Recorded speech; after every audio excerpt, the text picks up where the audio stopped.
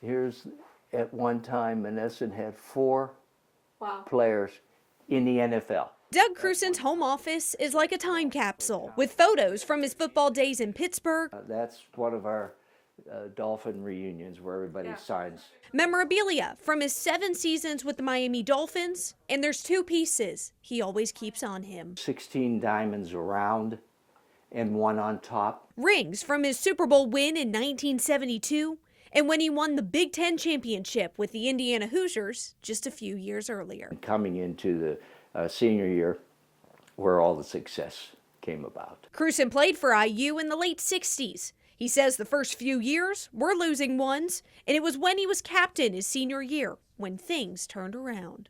That was my dad, and he went out to California to stay with his sister and brother-in-law. They took him to the Rose Bowl. And on the back of this, Anna, it says, "Someday you'll play here." Radio Sports presents the 54th Rose Bowl game from Pasadena, California. In 1968, he and his teammates did just that.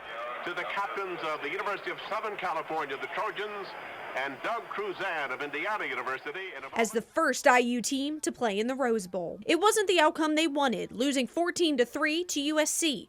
But Crusan says it's a moment he'll never forget. The granddaddy of them all. But for us, it was such a hype. And just interesting to represent IU and the Big Ten. After he graduated, the hype went away from the program when they fell into a losing period.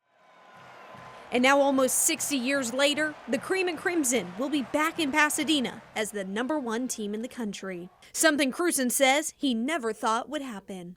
They're in a position that they can absolutely change this school for many, many years. While the support for the Hoosiers has been here from Crusan's years to now, he says this year's Rose Bowl will build on it. The years of tradition they have, that's what they're building here, is tradition.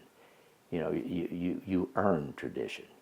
Winning is tradition, and they're there. Tradition started by one team and continuing with another. Anna Chalker, 13 News.